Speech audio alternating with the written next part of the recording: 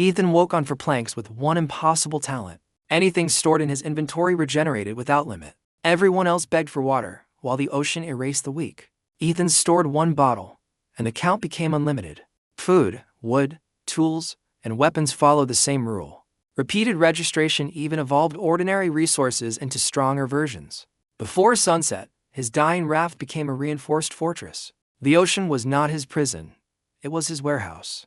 The sea offered no mercy. It swallowed cities without hesitation. It crushed steel towers beneath black waves. It erased roads, borders, nations, and graves. When humanity opened its eyes again, every survivor stood alone on a wooden raft beneath an endless sky. No land, no rescue, no explanation, only a cold blue screen floating in the air. Welcome to ocean survival. Gather resources, expand your vessel, survive the coming disasters. Those who fall into the sea will be erased. Ethan Vale stared at the words without panic. Around him, waves rolled beneath a raft barely wide enough for him to lie down. For damp planks creaked under his boots. A rusty hook rested near his feet. Beside it sat a frayed rope and a cracked wooden cup. That was everything he owned. The horizon was empty. The sky was gray. The ocean smelled like salt and death. Then the global channel exploded. Where am I? Someone help me. My daughter is missing. I cannot swim. This has to be a nightmare. Does anyone have food? Please, I will trade anything for water. Fear spread faster than fire. Millions of people screamed into the same channel, hoping someone else understood the rules. No one did. Ethan did not join them. He crouched and touched the raft. A faint vibration passed through his fingertips. Then another screen appeared. Talent awakening in progress. Every survivor will receive one talent. Talent grades range from worthless to divine. Awakening complete. Talent acquired. Endless supply grade. Supreme Sovereign. Any resource stored inside your personal inventory will regenerate without limit. Additional effect. Resource quality may evolve after repeated use. Additional effect. Containers linked to the talent will never become empty. Ethan read the description once. Then he smiled. It was not a smile of joy. It was thin, cold, sharp enough to cut skin. The world had thrown everyone into the same ocean, but it had not given everyone the same fate. A wooden crate drifted several meters away. Most people would have lunged for it in desperation. Ethan calmly tied the rope to the rusty hook. He tested the knot, pulled once, pulled twice. Then he waited until the wave carried the crate closer. The hook flew. Metal scraped wood. The crate jerked toward him. He dragged it across the water and split the lid with the hook.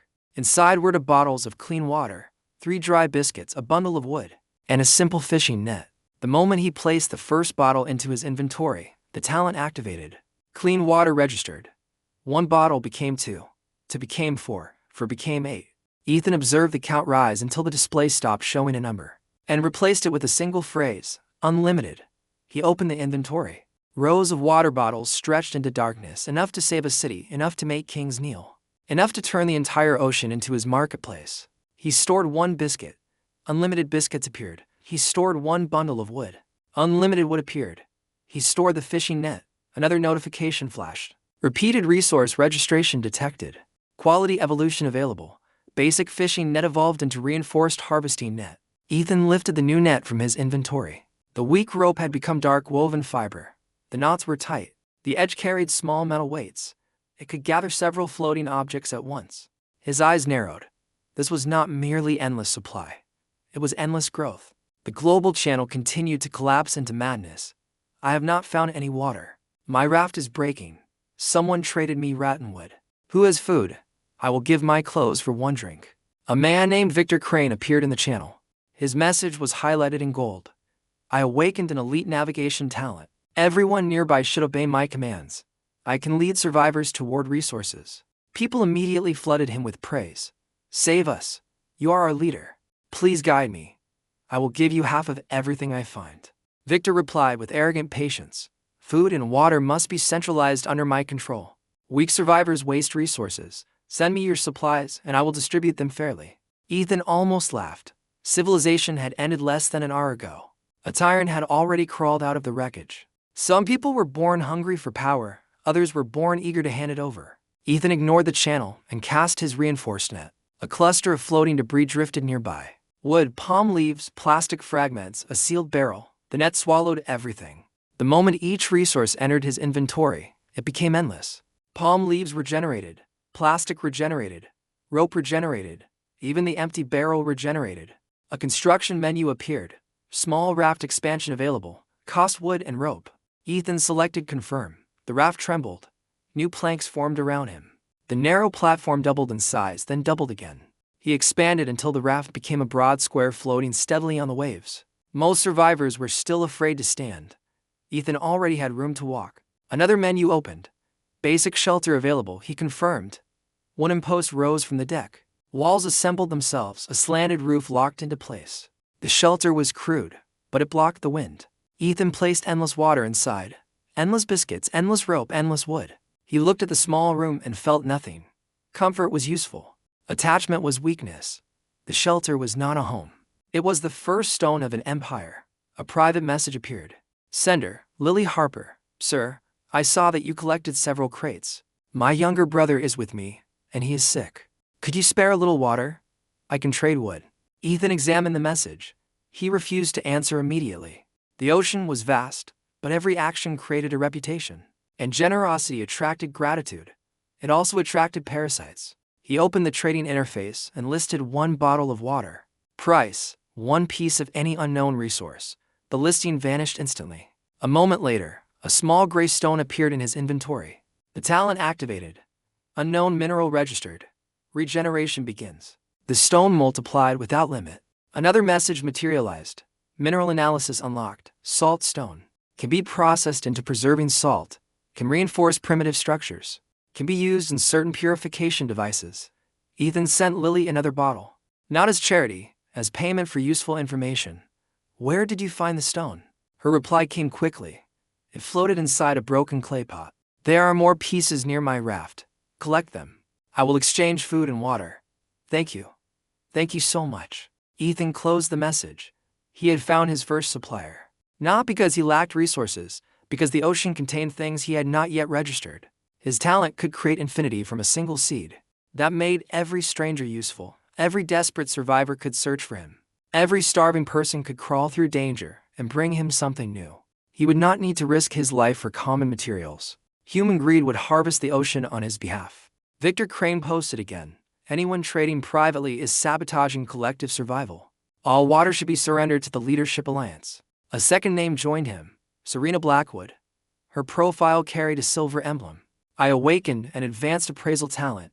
Victor's plan is correct. Random trading will create chaos. Survivors should submit resources to qualified leaders. The channel was filled with agreement. People feared freedom when they were hungry. They wanted someone to command them, someone to blame, someone to kneel before. Victor created the Dawn Fleet Alliance. Membership required a daily contribution of food, water, and building materials. In return, members received protection. Protection from what no one knew, but thousands applied. Ethan observed the alliance grow. His smile returned. Victor believed he was building a kingdom. He was actually gathering livestock into one pen. The sea would teach him the difference. A red notification suddenly appeared across the sky. First disaster approaching. Night storm. Estimated arrival after sunset. Survivors are advised to reinforce their rafts. Failure will result in destruction. The channel fell silent. Then panic erupted. My raft, my wood to trade for food. Victor, help us. Alliance members will be protected, right? Victor responded. Priority protection will be given to high contributors. The implication was impossible to miss. Those who had already surrendered everything would now be forced to surrender more. Ethan opened the construction menu. Reinforced foundation, raised edges, storm anchor, drainage system, covered storage. Every option required resources. Ethan had infinity. He confirmed them all. The raft changed beneath him. Thick beams locked under the deck. High wooden rails rose around the perimeter. A heavy anchor formed at the front. Channels appeared along the floor to guide water back into the sea. The shelter gained a second layer of walls, then a stronger roof. The simple raft became a compact fortress. A warning appeared. Current structure exceeds beginner vessel limit. Upgrade vessel core. Ethan selected yes. A pale crystal formed beneath the center of the deck. Ocean energy flowed into it. Vessel upgraded.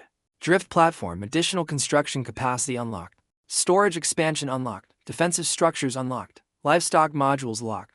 Farming modules locked. Energy modules locked. Ethan studied the list. The ocean had given him a path, raft, platform, ship, fortress, empire. He would climb all of it. Not because he desired glory. Glory was noise. He wanted control. Control over food, control over water, control over trade, control over the difference between life and death. A second crate floated toward him. He captured it with the net. Inside was a metal knife, a rain collector blueprint, a handful of nails, and a strange blue fruit. The knife became endless. The nails became endless. The blueprint registered permanently. The fruit triggered a warning: unknown consumable, possible beneficial mutation, possible lethal poisoning. Ethan stored it. Endless blue fruit appeared. He cut a tiny piece with the knife and placed it inside the cracked wooden cup. Then he waited. The slice dissolved into pale liquid. The cup began to glow. Item evolution detected. Cracked wooden cup evolved into minor toxin detector. Ethan raised an eyebrow. Even trash could become treasure under repeated contact with his talent. He tested the fruit again. The cup turned green, safe for consumption. Effect slightly improves resistance to cold. Ethan ate one. A mild warmth spread through his body. He ate another, then another. The effect weakened but did not vanish. He stopped before wasting time. The storm would bring cold. Others would tremble through the night. He would sit inside a reinforced shelter with endless water, endless food, and a body already adapting. A trade request appeared from Lily. She offered several salt stones, a piece of copper wire, and a torn cloth. Ethan accepted. All three became endless. The copper wire unlocked primitive electrical components. The cloth evolved after registration into waterproof fabric. Ethan immediately reinforced the shelter roof with it. The first drop of rain struck the deck. The sky had darkened without warning. Clouds gathered like a closing fist. Wind dragged white scars across the ocean. The raft beneath Ethan remained steady. Far away, thunder rolled. The global channel flooded with prayers. Victor spoke in a grand tone. Dawn Fleet members, follow my orders. Those who contribute extra wood will receive storm guidance. Serena added, do not trust independent survivors. Hoarders are enemies of humanity. Ethan leaned against the doorway of his shelter. Hoarder, enemy monster. People always invented moral names for those who possessed what they wanted. He opened the trade market, then he listed water, biscuits, rope, nails, waterproof cloth, and reinforced wood. The prices were not cheap. Each item required an unknown resource blueprint fragment, special material, or rare object. The market exploded. Survivors rushed to trade. Victor immediately sent a private message.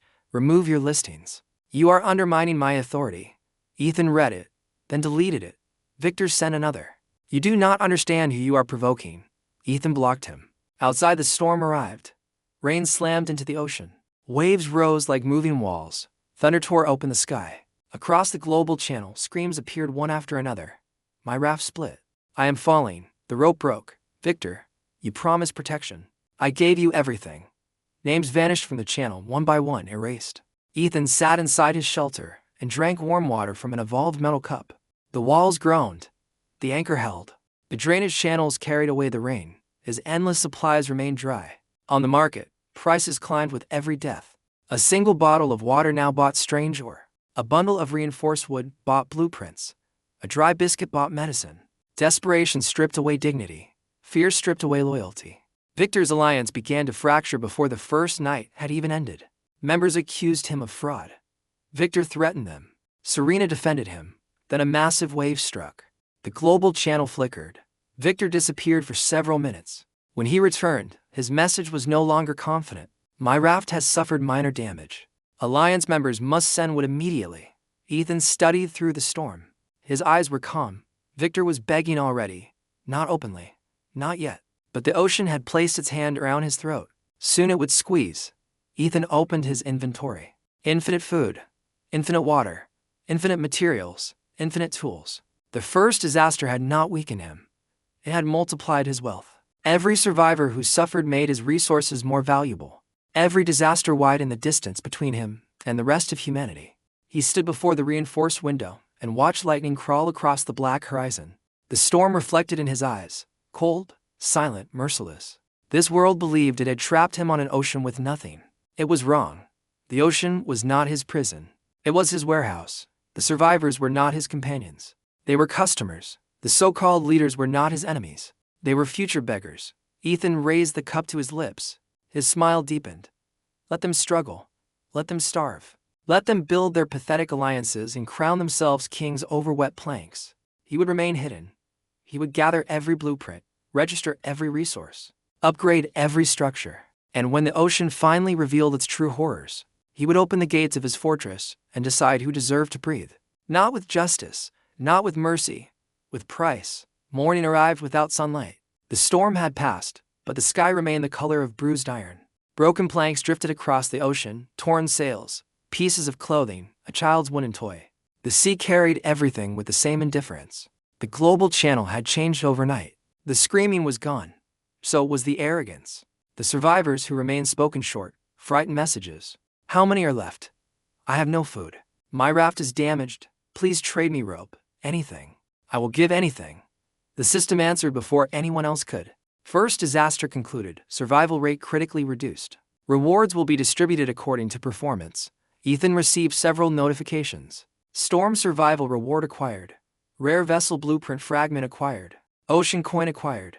Hidden achievement unlocked. Calm within catastrophe. Inventory expansion reward. Talent evolution progress. His endless inventory widened again. The darkness inside it seemed to stretch beyond sight. More importantly, his talent had begun to change. Endless supply remained at the center of the screen, but beneath it, a new line pulsed slowly. Evolution condition. Register a greater variety of rare resources. Ethan closed the panel. It was exactly as he had expected. Infinity was not the end. It was the beginning. Outside, survivors crawled from ruined shelters and began counting what they had lost. Ethan counted what he had gained. Saltstone, copper wire, waterproof cloth, reinforced wood, metal knives, blue fruit, medicine, primitive tools, blueprint fragments. Every item endless, every item waiting to evolve. The trading market opened again. Ethan listed basic supplies, water, dried biscuits, repair rope, wood nails. His prices remain harsh. Rare, unknown objects, special plants, creature parts. The channel exploded immediately. That price is robbery. He's exploiting disaster victims. Whoever owns these listings is a monster. We should boycott him. A few minutes passed. Every listing sold out. Then Ethan listed them again and again. The complaints grew louder. So did the purchases. Morality had a short life when thirst began. Victor Crane appeared in the global channel. His profile still carried the Golden Alliance mark, but his message lacked its former confidence. Dawn Fleet has survived the storm. Our leadership protected many members. Several survivors immediately attacked him. You protected no one. My sister sent you all our wood. You refused to help after taking our supplies. Half the Alliance died. Victor ignored them. Temporary losses were unavoidable. Discipline must be restored. All independent traders are ordered to register with the Alliance. Serena Blackwood followed. Certain hoarders profited from last night's deaths. Such behavior threatens human unity. Ethan observed the messages while eating warm fish. The fish had come from his reinforced net shortly before dawn. One ordinary silverfish had entered his inventory. Now he had an endless supply. After repeated storage, the fish had evolved into a richer variety with denser flesh and higher energy. His breakfast was better than anything most survivors had eaten before the catastrophe. The contrast amused him. Victor called him a hoarder. Serena called him a threat. Neither knew his name, neither knew his location. Neither understood that the more they spoke, the more attention they directed toward his market. They were advertising for him, free of charge. A private message arrived from Lily. I found something strange. She attached an image. A translucent jelly-like creature clung to the underside of her raft. Blue light pulsed inside its body. Ethan's eyes sharpened. Do not touch it directly. I almost did. Use cloth. Trap it inside a container. I only have a broken bucket. I will send you what you need. Ethan transferred waterproof gloves, a sealed barrel, rope, and a metal knife. Lily hesitated. What do you want in return? The creature. Her reply took several moments. Is it dangerous? Everything is dangerous. Bring me something useful and you eat. Fail and someone else will. The words were cold, honest. Lily sent back a single sentence. I understand. Ethan did not comfort her. Comfort created dependence. Terms created obedience. While Lily worked, Ethan expanded his platform again. The vessel core accepted endless materials eagerly. The deck widened. A second shelter rose beside. One became storage. One became workshop space. He constructed a rain collection system, though he did not need rain. He built drying racks, though his food never ran out. He installed extra anchors, reinforced barriers, and a tall observation frame. Redundancy mattered. His talent was absolute. His body was not. A single mistake could still throw him into the sea. Ethan had no intention of becoming one of those fools who mistook advantage for immortality. He opened the rare blueprint fragment from the storm reward. The fragment merged with several others purchased overnight. A complete blueprint appeared. Basic desalination chamber. Converts seawater into drinkable water. Most survivors would have celebrated. Ethan almost discarded it. Then he paused. The machine itself was not valuable because of the water. It was valuable because of what its components might unlock. He constructed one. A metal chamber formed beside the workshop. Pipes ran beneath the deck. A small furnace connected to a condensation unit. The first batch produced clean water and a residue of crystallized salt. The moment both entered his inventory, they became endless. Then the system chimed. Processed resource registered. Purified mineral salt. Evolution available. The white crystals darkened slightly and gained a faint silver glow. High-grade preservation salt can prevent decay, can improve certain foods, can weaken low-level marine parasites. Ethan stored it carefully. Another path had opened. A useless machine had created a useful byproduct. This ocean rewarded people who understood systems. It murdered those who only chased immediate hunger. The global channel announced a new event. Scattered supply zones have appeared. Each zone contains concentrated floating resources. Warning: supply zones may attract marine creatures. Victor immediately posted coordinates. Dawn Fleet will claim the nearest zone. NA members are forbidden from approaching. The message was ridiculous. Coordinates meant nothing to isolated survivors unless they possessed navigation tools. But Victor had an elite navigation talent. That was his only real advantage. Ethan studied the coordinates anyway. His vessel had drifted closer than expected. Not close enough to see the zone. Close enough to reach it with upgrades. A new construction option appeared after the desalination chamber was completed. Primitive paddle system, then another manual rudder. Ethan built both. He did not need to obey the current anymore. His platform moved slowly, but it moved where he commanded. He could reach the supply zone before Victor's followers gathered. Yet, he did not leave. He waited because a king who rushed towards scattered scraps was still thinking like a beggar. He sent messages to several regular traders. Bring me resources from the zone. I will exchange food, water, tools, and repair materials. The responses came instantly. Are you serious? How much? What materials do you want? Anything uncommon. You're not going there. No. Why? Ethan did not answer. Let them wonder. Let them think he feared the danger. Let Victor claim the glory. Ethan preferred the harvest after others bled. Hours passed. The sea became crowded with distant fragments of vessels. Some of survivors had connected several rafts. Others tied barrels beneath their platforms for stability. Victor's group arrived first at the supply zone. His raft had grown larger. A tall flag marked the center. Several smaller rafts moved behind him attached by rope. The Dawn Fleet looked impressive from far away. Up close, it was a chain of desperate people dragging one arrogant man forward. Victor posted triumphantly. We have secured the zone, Serena added. Order defeats selfishness. Then the first marine creature surfaced. A long black fin cut through the water. Another followed, then 5 more. The supply zone erupted into chaos. The global channel flooded with frantic messages. Something hit my raft. Cut the rope. Do not cut it. We will drift away. Victor, help us. The creatures are under the platform.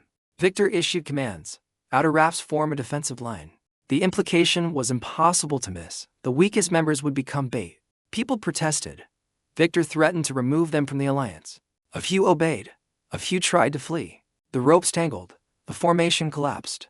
From a distance, Ethan observed through a crude viewing lens created from traded glass fragments. The black creatures were not sharks. They were longer, thinner. Their mouths opened sideways. Rows of pale teeth flashed beneath the water. One struck an outer raft. The plank split. A man fell into the sea. The water turned red. The screaming stopped quickly. Victor's central raft remained protected. He had planned it that way. Ethan felt no surprise. Tyrants always called sacrifice necessary when someone else was dying. Lily finally sent the translucent creature. It arrived sealed inside the barrel. Ethan transferred enough food and water to keep her and her brother alive for several days. The creature entered his inventory. The talent activated. Glow jelly registered. Regeneration begins. The barrel multiplied. Inside each one floated an identical creature. A new analysis appeared. Glow jelly produces weak biological light. Body fluid may be used in medicine. Nervous tissue reacts to ocean energy. Ethan took one to the workshop. He did not cut it immediately. He placed it near the vessel core. The creature began to pulse faster. A line of light moved through its body toward the crystal beneath the deck. The system answered. Compatible energy organism detected. Primitive energy lamp blueprint unlocked. Ethan built one. A glass container formed around the glow jelly. Copper wire connected it to a switch. Soft blue light filled the workshop. No flame, no smoke, no fuel. Endless lamps became possible from a single creature. Ethan leaned back. While Victor lost people fighting over wood and crates, Ethan had acquired biological energy. The difference between them widened again. Night had not yet fallen when the Dawn fleet finally escaped the supply zone. They left bodies behind, broken rafts, several rare crates. Victor claimed victory. We repelled the creatures and secured valuable resources. No one believed him, but some were still too afraid to leave. Fear held alliances together longer than loyalty ever could. Ethan's hired gatherers returned one after another. They sent him creature teeth, a strange red algae, a broken compass, dense blackwood, a shell covered in silver patterns. Each item entered his inventory. Each multiplied without limit. The razor eel teeth evolved into stronger cutting material. The dark scales became water-resistant armor plates. The red algae became a healing paste after processing. The blackwood proved naturally resistant to impact. The silver shells stored faint sound vibrations and unlocked a warning device. Ethan's workshop transformed tools lined the walls. Blue lamps illuminated every corner. Armor plates reinforced the outer barrier. Blackwood strengthened the foundation. A simple alarm system began listening to the water around his vessel. He had not entered the supply zone. He had gained more than those who fought inside it. Victor sent him another private message through the market identity system. You are the one buying rare materials. Ethan did not respond. I know you are behind the water listings. Silence. You are stealing resources that belong to the Alliance. Ethan smiled faintly. He finally replied, then take them. Victor answered immediately, name your coordinates, no coward. Ethan closed the message. That single word told him everything. Victor was frustrated. He had expected anger. He wanted Ethan to reveal himself. He needed a target because his authority was cracking. Ethan would not give him one. Not yet. A system notification interrupted the exchange. Hidden danger detected. Several common supply crates contained dormant parasitic eggs. Incubation period nearing completion. Ethan's gaze turned cold. He reviewed the resources gathered from the zone. One wooden crate carried faint organic residue along its inner seams. His toxin detector remained green. The eggs were not poisonous. They were alive. He placed the crate inside a workshop compartment. Then he opened the trade history. Victor's alliance had collected hundreds of similar crates. Most survivors had stored them near food and water. Some were probably sleeping beside them. Ethan now understood the true purpose of the supply zone. The razor eels were not the disaster. They were guards. The treasure itself was the trap. A new global message appeared from Serena. Dawn Fleet will distribute recovered crates to loyal members. This proves the Alliance rewards obedience. People praised her. They thanked Victor. They begged for crates. Ethan observed them celebrate. His expression did not change. The parasites would hatch in darkness. They would crawl into food stores, water containers, wounds, mouths. The Alliance had carried the plague into its own center. Victor believed he had won. Serena believed the crates would strengthen their rule. Ethan had handed them nothing. He had warned them of nothing. Why should he? They wanted the treasure. They had bled for it. They had sacrificed others for it. It would be cruel to deny them their reward. He sealed the infected crate behind reinforced glass and set a blue lamp above it.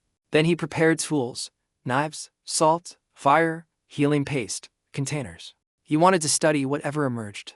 Knowledge could become endless, too, even if the talent could not store it outside. The ocean darkened. Inside the Dawn Fleet, people opened their crates and laughed over food, seeds, cloth, and tools.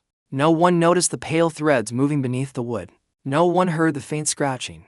No one understood why the razor eels had refused to eat the floating crates. Ethan sat alone beneath the cold blue light. His vessel was warm. His supplies were infinite. His defenses had multiplied. And far away, the people who called him selfish were carrying death into their own beds. He lifted a cup of purified water. A quiet smile touched his lips. Victor had demanded control of all resources. Now he had it, every poison crate, every hidden egg. Every future scream, all centralized beneath his leadership, exactly as he wanted. The first scream came shortly after midnight. It cut through the Dawn Fleet's private channel. Then another followed, then dozens. My arm is moving. There is something under my skin. The food is alive. Burn the crates. Do not touch me. Help. The pale threads hidden inside the wood had hatched. They were not worms. They were thinner, almost transparent. They entered through cuts, fingernails, lips, and eyes. They buried themselves beneath flesh and moved toward warmth, toward blood, toward the brain. Victor tried to silence the channel. He failed. Too many people were screaming at once. Serena ordered everyone to remain calm. Her voice shook. Isolate the infected. Do not damage Alliance property. The crates may still contain useful materials. A man laughed hysterically. Then his message ended in wet choking. The Dawn fleet collapsed into chaos. People threw supplies into the sea. Others set their own rafts on fire. Some cut the connecting ropes and fled into darkness. Several infected survivors begged for help. Their neighbors pushed them overboard. The ocean swallowed them while pale shapes moved beneath their skin. Ethan observed the Alliance tear itself apart through the public channel. He felt nothing. The parasite inside his sealed workshop had already hatched. It looked harmless.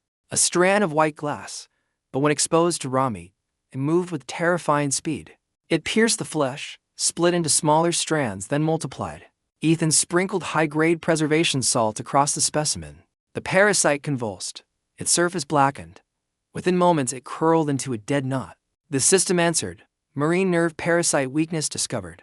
High-grade mineral salt. Intense heat. Certain acidic compounds. Discovery reward acquired. Parasite course sample registered. Regeneration begins. Ethan placed one dead parasite into storage. It became endless. The material analysis opened immediately. Dried parasite fiber can conduct weak biological signals, can improve detection devices, can be refined into control threads for primitive mechanisms. Ethan's smile sharpened. Even plague had value. He began working before the Dawn fleet finished screaming. The silver sound shell, copper wire, glow jelly tissue, and parasite fiber were combined inside the workshop. The vessel core pulsed. A new blueprint appeared. Biological perimeter sensor. Detects movement in surrounding water. Distinguishes large marine creatures from debris. Can emit warning pulses. Ethan constructed several. Small silver shells were mounted beneath the edges of the platform. Thin threads connected them to blue lamps inside the observation room. Whenever something moved beneath the vessel, the lamps flickered in a pattern. His fortress gained eyes below the water. He continued. Razor eel teeth were shaped into cutting blades. Dark scales were layered into armor panels. Black impact would reinforce the outer deck. Waterproof cloth formed sealed compartments. Red algae became medical paste. Glow jelly fluid became energy gel. Salt stones strengthened the foundation. Nothing was wasted. Nothing ran out. Every successful design could be repeated without limit. Every mistake cost him nothing but time. By dawn, Ethan's platform no longer resembled a survivor's raft. It had become a moving compound. A raised central shelter stood beneath a layered roof. The workshop occupied one side. A storage hall occupied the other. Observation rails surrounded the upper deck. Blue biological lamps glowed through the gray morning fog. Reinforced barriers protected the edges. Multiple anchors rested at different points. The paddle system had evolved into a linked propulsion frame powered by manual levers and current catching fins. It was still slow, but it moved steadily. It moved safely. It moved under his command. The system recognized the transformation. The vessel core recognized that Ethan's drift platform had crossed another development threshold, unlocking a full structural evolution. He confirmed the upgrade, and a deep mechanical hum rolled through every reinforced plank beneath his feet. Supports pushed farther below the waterline, giving the growing vessel stability that ordinary rafts could never achieve. The pale core expanded under the central deck, sending branching lines of ocean energy through the entire structure. New construction zones appeared across the system menu, each one designed for a specialized purpose instead of basic survival. A farming compartment unlocked first, followed by livestock space, an advanced workshop, crew quarters, and a command room. The defensive tower option mattered most, because the ocean had already proven that resources always attracted hungry predators. Ethan walked through the newly organized stronghold and studied how the system assigned bonuses to every dedicated room.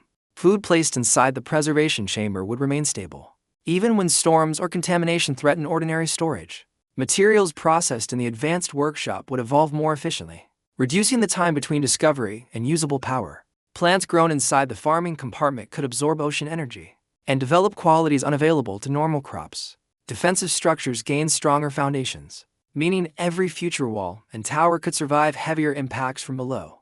The vessel was no longer a collection of upgrades attached to wet planks. It had become one connected machine.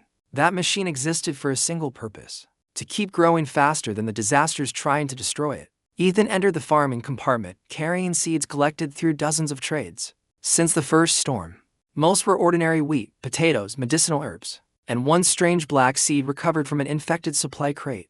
His inventory had already multiplied every seed endlessly. so failed experiments would cost nothing except time.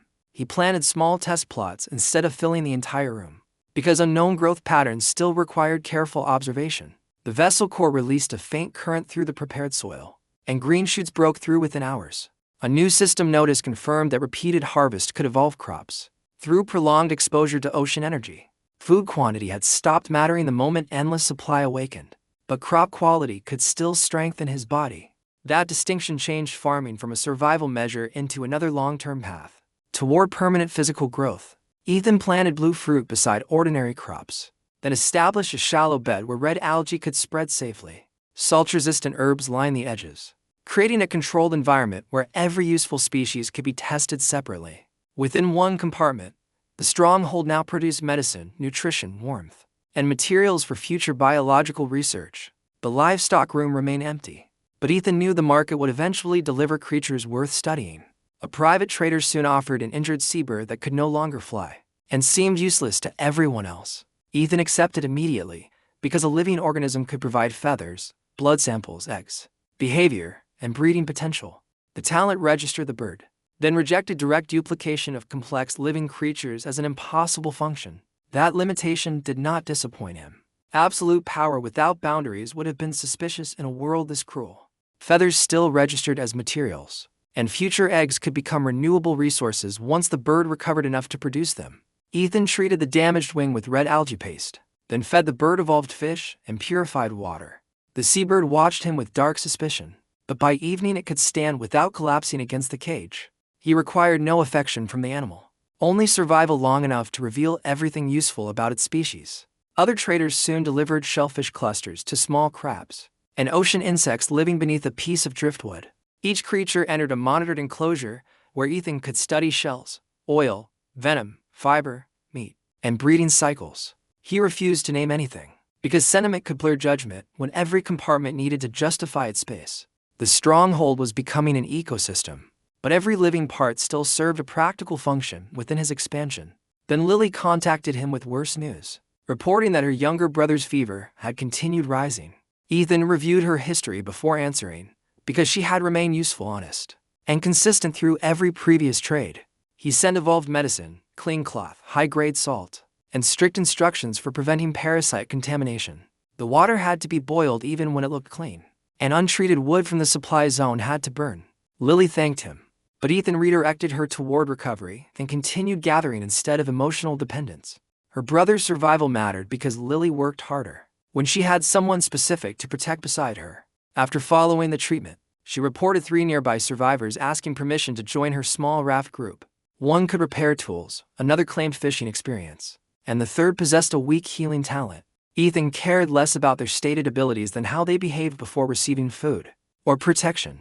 He told Lily to assign each newcomer a different task, without revealing that the others were also being tested. Anyone complaining before working would leave, while anyone attempting theft would lose access to his supply network. The test produced immediate results, exposing character faster than any promise made through a private message. The fisherman completed his task without argument, and returned every borrowed tool in usable condition. The repairman tried hiding rope for himself, proving that desperation had already become an excuse for betrayal. The young healer treated Lily's brother before discussing payment. Despite the system rating her talent as common grade, Ethan advised keeping the fisherman, removing the thief, and watching the healer more closely than anyone else. A useful talent could be trained, but a person who acted correctly under pressure was considerably harder to find. Lily accepted the decision without defending the repairman, because the ocean had already erased after illusions about fairness. That exchange confirmed a larger possibility Ethan had been considering. Since the first private trade, he had no interest in building a family aboard his vessel, but he could build a disciplined network. Remote collectors could search unknown waters while specialists processed resources Ethan had never encountered personally. Trusted distributors could move supplies, repair crews could stabilize settlements, and hunters could secure dangerous collection zones. Those people did not need permanent rooms inside his stronghold. They only needed reliable access to his resources. Dependence created through fair contracts would remain stronger and more predictable than friendship built through desperation. Ethan opened a restricted private trade group and called the organization the Black Tide Exchange. Entry required a useful skill, rare talent, proven contribution, or knowledge that improved survival for existing members. The first members included Lily, the fisherman, the healer, and several gatherers who had honored every previous agreement. Ethan offered no inspiring speech, because Victor had already taught the region how easily speeches could hide exploitation. The rules were simple enough for frightened survivors to understand. Even during the middle of another disaster, useful resources earned fair payment, completed work earned continued access, and theft ended the relationship permanently. Anyone revealing private coordinates would lose protection, while anyone respecting contracts would receive supplies exactly as promised. The simplicity attracted survivors who no longer trusted leaders demanding sacrifice before proving they could deliver anything. After the Dawn Fleet's betrayal, clean water delivered on time carried more authority than a Golden Alliance emblem. Medicine that worked, food without parasites, and rope that held under pressure became Ethan's strongest recruitment message. The Black Tide Exchange expanded quietly through results, never announcing its size or revealing the supplier's true location. A hunter with a spear talent joined and provided the network, with a dedicated marine combat specialist. A woman capable of identifying edible plants began sending seeds that ordinary survivors had ignored as worthless weeds. A former engineer contributed mechanical designs, while a carpenter explained stronger joints for structures exposed to constant motion. A diver with enhanced lungs brought materials from beneath wreckage that no surface collector could safely reach. A silent boy able to sense weather changes warned the network before pressure shifts became visible across the sky. Every member received equipment and provisions tailored to the value they consistently returned through the exchange. In return, Ethan gained knowledge, blueprints, rare organisms, and materials that expanded his inventory beyond common ocean debris. His control widened alongside the inventory, but he never revealed coordinates or displayed the stronghold's full scale. Most members knew him only as the supplier behind the market, a presence represented through reliable trade codes. Some believed the supplier was an organized team, while others suspected an automated system created by ocean survival. A smaller group guessed he possessed a rare production talent, but none understood that every registered resource became endless. Their ignorance protected the stronghold better than any wall, because enemies could not steal power they could not define. The engineer's rotating water wheel design became the first major improvement produced. Through this hidden collaboration, combined with Ethan's existing propulsion frame, it created a current turbine capable of moving the stronghold more efficiently. The carpenter's reinforced joints reduced structural strain whenever waves twisted different sections of the expanding vessel. Luminous coral from the diver reacted with glow jelly tissue, producing brighter lamps with lower biological energy loss. Floating vine seeds adapted to the farming compartment and grew fibers tougher than the ordinary rope Ethan first awakened beside. Those evolved fibers replaced weaker bindings throughout the deck, improving anchors, nets, barriers, and weapon mechanisms. The stronghold became faster, brighter, and more stable, without Ethan exposing a single secret to the people helping him. A defensive tower rose above the front deck. Once the advanced workshop completed its first set of reinforced components. At the beginning, the tower held only a mounted harpoon launcher with a limited firing angle. Endless razor eel teeth provided serrated edges, parasite fibers sharpened the trigger response, and dark scales protected the frame. The finished launcher could strike large marine creatures before their bodies reached the stronghold's outer walls. Ethan tested it when the biological sensors detected a heavy shadow moving directly beneath the front deck. He rotated the tower, waited for the creature's skull to cross the firing path, and released one reinforced harpoon. The weapon struck the water with a violent crack, and a massive gray predator rolled onto the surface. Its skull had been pierced cleanly, proving the tower could convert approaching danger into harvestable material. Dense marine bone, thick hide, high-energy blood, and predator meat all registered inside Ethan's inventory. The tower paid for itself with one precise shot, because every part of the creature immediately became unlimited. Ethan processed the hide into stronger armor panels and shaped the bone into braces for vulnerable structural sections. The blood became nutrient solution for experimental crops, while the meat evolved into rations that improved physical recovery. Anything foolish enough to attack the stronghold would now strengthen the same fortress it had attempted to destroy. While Ethan's network developed through measurable results, the Dawn Fleet continued rotting behind flags and public declarations. Victor survived the parasite outbreak, but many of the members who had trusted his leadership did not. Instead of accepting responsibility, he blamed the dead and claimed they had ignored instructions that never existed. Serena supported the lie by accusing independent traders of contaminating the supply crates. After the Alliance recovered them, their remaining followers wanted a target for their grief, so some accepted the accusation despite overwhelming evidence. Victor reorganized the damaged fleet under harsher rules, presenting increased control as the only path back to stability. All food entered centralized storage, every weapon remained with loyal guards, and questioning leadership became grounds for abandonment. Serena used appraisal to identify valuable objects, then quietly moved the best materials into rooms reserved for herself. From a distance, the Dawn fleet still looked organized, with flags, connected platforms, and one guarded central vessel. Behind those walls, hunger spread beside fear, and every survivor knew supplies existed that leadership refused to share. Whispers about the Black Tide Exchange moved through the Alliance faster. After Victor officially banned its name, members compared poison promises with clean medicine, dependable rope, fair trade, and water arriving exactly when purchased. The ban only advertised Ethan's network, because forbidden information became more valuable to people trapped under confiscation. One evening, a frightened Dawn Fleet member contacted the supplier and offered internal coordinates in exchange. For food, Ethan demanded proof before payment, refusing to reward another desperate story without information he could verify.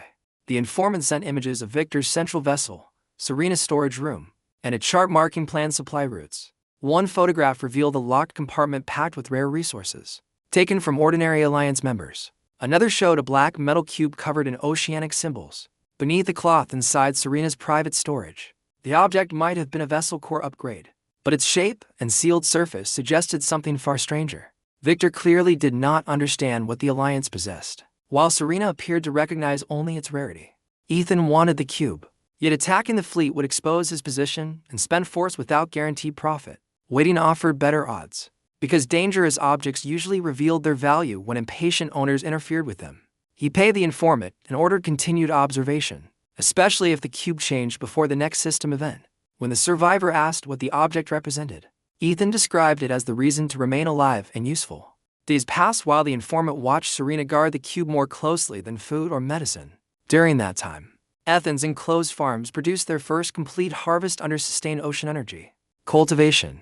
Ordinary wheat evolved into silver grain wheat, and eating measured portions increased stamina without dangerous side effects. Common beans transformed into iron root beans capable of strengthening muscles slowly. Through repeated consumption, the original blue fruit evolved into frost heart fruit, creating warmth that lasted longer and resisted severe cold. Ethan tested every crop carefully, because permanent benefits mattered more than consuming unlimited food without control. His endurance increased, cold wind affected him less, and his grip remained steady through longer construction sessions. The changes were subtle enough to hide from outsiders, but powerful enough to improve every future decision under pressure. Ethan distributed small portions to selected Black Tide members, whose performance had already justified greater investment. The amounts rewarded loyalty without revealing that entire warehouses of evolved crops existed inside one inventory. The healer's common talent improved after repeated treatment using evolved medicine and purified biological materials. She learned to guide medicinal energy through wounds instead of merely slowing bleeding. With basic system support, the fisherman developed sharper reflexes after eating predator meat during repeated collection runs. Near dangerous currents, luminous coral extract strengthened the weather boy's sensitivity, allowing earlier warnings before major pressure shifts. Their official talent grades remained unchanged, but practical value increased because training finally had proper resources. Ethan understood the lesson more clearly than anyone obsessed with awakening labels. Across the global channel, talent was only a tool, resources were fuel, and repeated discipline used to determine what either could accomplish. Victor built his alliance around visible grades such as elite, advanced, common, and weak. Ethan built his organization around completed work, honest reports, survival results, and improvements that could be measured. That difference would eventually determine who controlled the ocean. After titles stopped impressing desperate survivors, the Stronghold's command room recorded every exchange, route, specialist, and material entering the Black Tide network. Maps gradually filled with safe currents, dangerous predator zones, reliable collectors, and settlements needing regular deliveries. Ethan never confused this information with friendship. It was infrastructure built from predictable human incentives. The more dependable his deliveries became, the more survivors adjusted their own plans around Black Tide availability. Hunters scheduled dangerous trips after receiving weapons. Healers prepared clinics around medicine shipments, and builders waited for reinforced materials. Without declaring himself ruler, Ethan had already begun controlling when entire groups could safely expand or recover. That quiet influence remained more durable than Victor's public commands, because it solved immediate problems instead of creating them. The seabird recovered enough to climb high frames inside the livestock compartment, and watch movement beyond the rails. Shellfish multiplied through breeding, while their shells, oils, and eggs entered controlled processing inside the workshop. Ocean insects produced fiber that the carpenter tested against salt damage, adding another material to future sealed compartments. Nothing aboard the stronghold existed for decoration, yet controlled life made the vessel more stable and self-sustaining. Ethan continued installing backups for every essential system, even when endless supply made ordinary shortages impossible. A damaged body, broken core, or failed wall could still kill him despite infinite materials waiting in storage. Additional anchors, emergency barriers, spare sensors, and isolated medical compartments reduced the danger of one catastrophic failure. That caution separated him from Victor, who repeatedly mistook access to talent for proof of personal invincibility. The Black Tide Exchange also developed procedures for infection, fire, structural collapse, and approaching marine predators. Members practiced closing compartments and sharing verified warnings, instead of waiting for one leader to issue dramatic commands. Each drill made the network less dependent on Ethan's direct attention, while remaining dependent on his supply systems.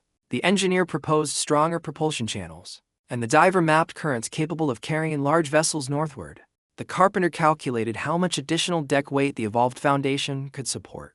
Before another core upgrade, the plant specialist identified which crops could grow beneath artificial light during a long period without sunlight. Every report pointed toward the same conclusion.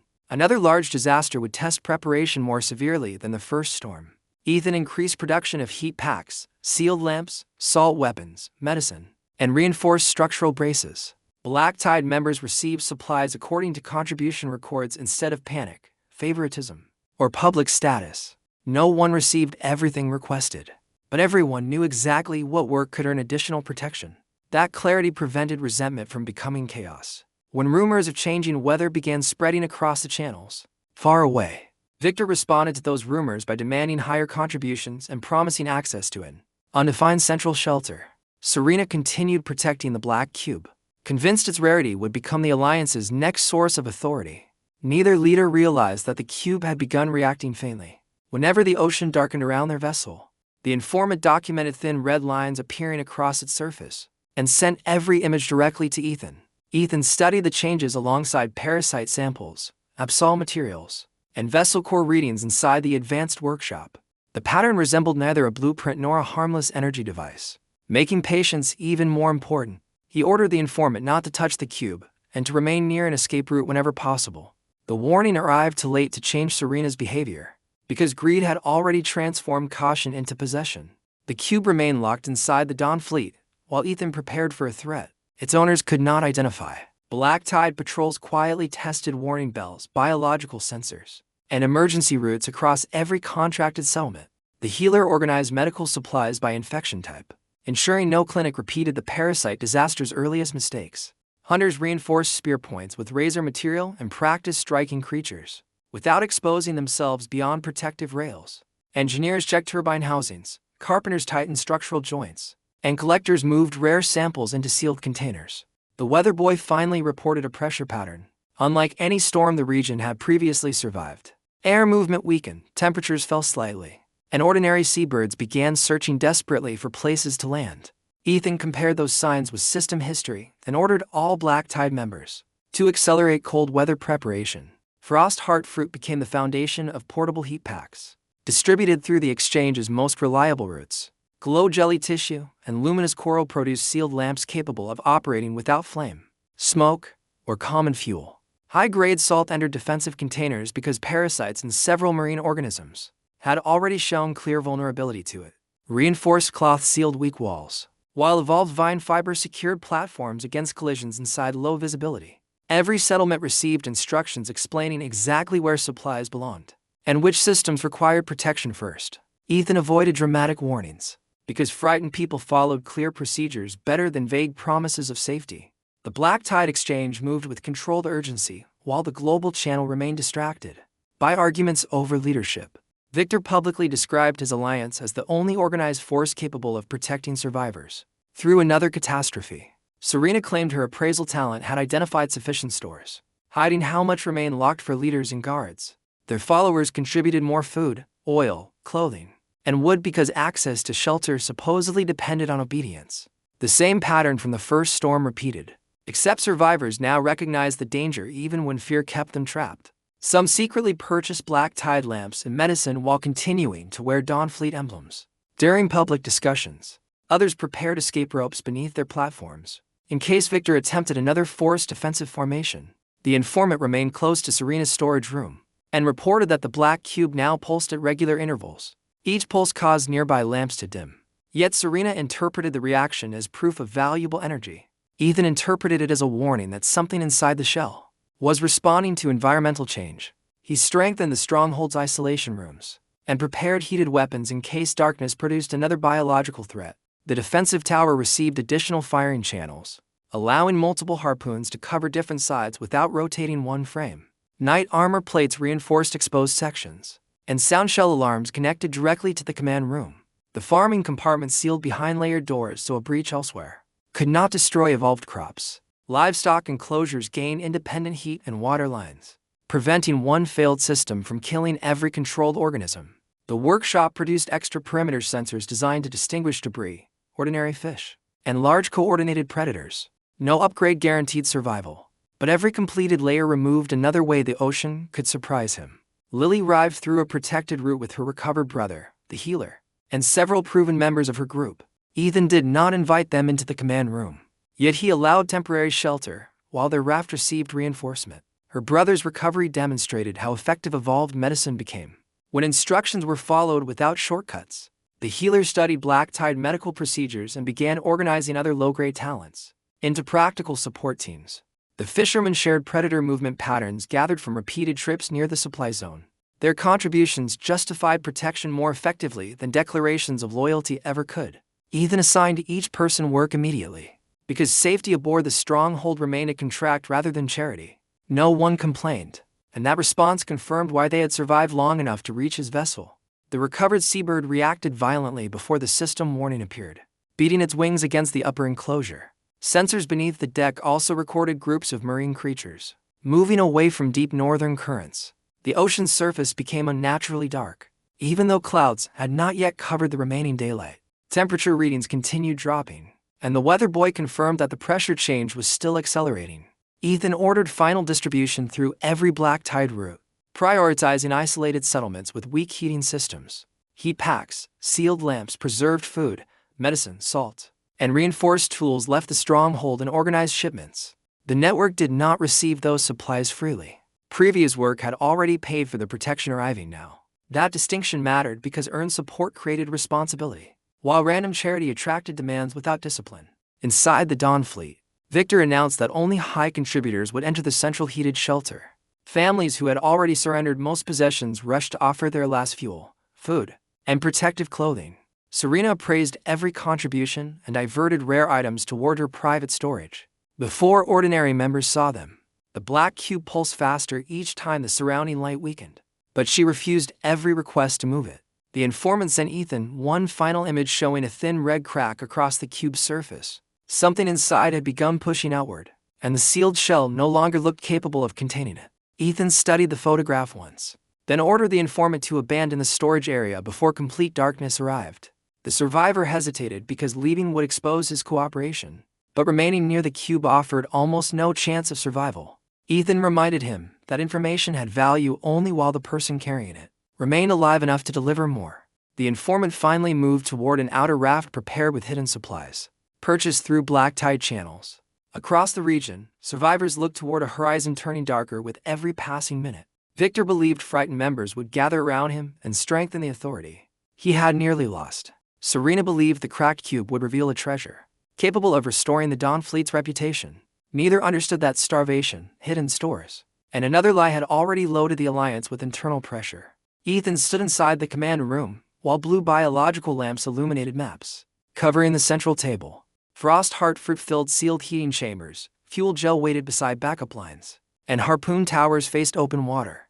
The farms were enclosed, livestock compartments remained warm, and biological sensors listened beneath the reinforced hull.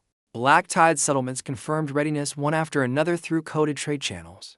Instead of public speeches, the stronghold possessed endless light, endless heat, endless weapons, and enough redundant systems to survive multiple failures. Yet Ethan remained focused. Because the ocean always punished anyone who treated preparation as proof of guaranteed victory. A final silence spread across the global channel when the sky displayed a system announcement, visible to every survivor. The message warned that the second major disaster would erase sunlight, collapse temperatures, and awaken predatory creatures. No survivor knew how long the darkness would last, making stored fuel and artificial light more valuable than food. Collectors secured unknown resources inside sealed barrels, preventing the next disaster from turning valuable discoveries into hidden biological traps. Repair crews checked every connected platform twice, because one loose joint could spread damage through an entire protective formation. Medical teams memorized isolation procedures, knowing darkness would make panic and misdiagnosis nearly as dangerous as the creatures themselves. Ethan closed the preparation menus and watched the first black edge form across the distant horizon. The Black Tide Exchange was ready to endure, while Victor's alliance was ready only to demand more sacrifice. Above both fleets, the system ordered humanity to prepare light, heat, and defenses before the sea entered total darkness. Second major disaster approaching, the sea will enter a period of extreme darkness. Sunlight will vanish, temperature will fall, predatory creatures will become active. Duration unknown. Prepare light, prepare heat, prepare defenses. The global channel erupted. Victor immediately claimed the Dawn fleet was ready. Serena announced that only Alliance members would receive protected shelter.